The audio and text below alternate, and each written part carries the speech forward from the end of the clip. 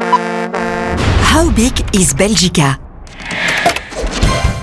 En 1984, Apple lançait le premier ordinateur Macintosh. 128 kilooctets de mémoire vive, processeur de 8 MHz et un écran noir et blanc.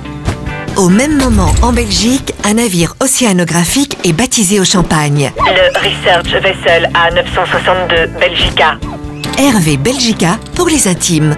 Depuis lors, cette perle blanche de plus de 50 mètres de long écume la mer du Nord propulsée par un moteur diesel 6 cylindres. Sa vitesse maximale, 13 nœuds.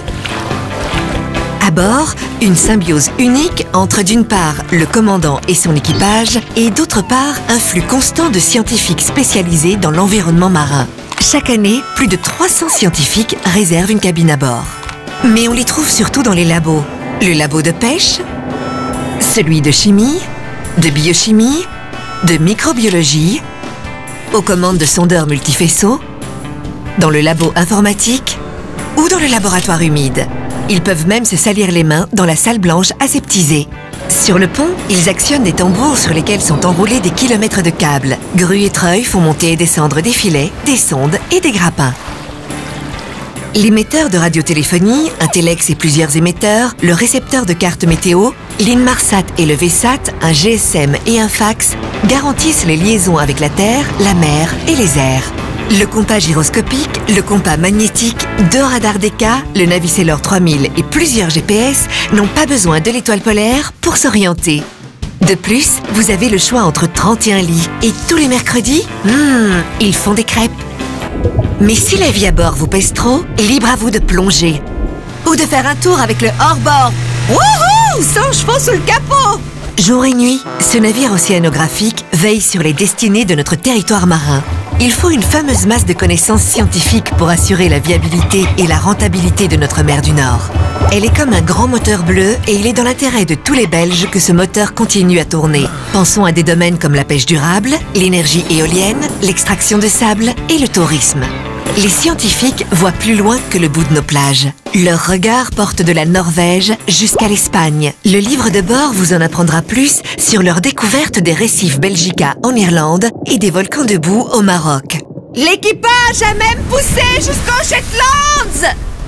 Quoi qu'il en soit, avec 900 000 km à son actif, notre perle blanche a désormais ses plus belles années derrière elle. Le bâtiment connaîtra peut-être encore le lancement de l'iPhone 7, mais il ne sera bientôt plus qu'un ancêtre. Tout juste bon pour une sortie du dimanche. Une perspective peu réjouissante pour nos scientifiques. Mais qu'est-ce qui nous attend si ces scientifiques relâchent leur attention? Pillage des ressources, rejet clandestin de boue, pollution plastique, poissons difformes, déversement d'hydrocarbures, navires fantômes, éoliennes démantibulées et eau polluée. Des problèmes sur la plage, dans votre assiette et au-dessus de votre tête. Mais pas de panique, nous avons tout prévu. Nous n'allons pas jeter par-dessus bord 30 ans de savoir-faire. Nous allons construire un de Research Vessel Belgica 2. Cette réincarnation va nous permettre de faire le tour de la Terre. Notre karma brillera jusque dans le Pacifique, pendant que nous gardons un œil sur l'exploitation des nodules de manganèse sur le lit océanique. Cela impliquera évidemment une absence de quelques semaines. Il faudra un moteur économique, plus de provisions et plus de place à bord. Un navire plus grand donc. Mais n'oublions jamais notre port d'attache. Parce que notre industrie offshore a besoin d'observations indépendantes pour que les responsables puissent prendre des décisions durables.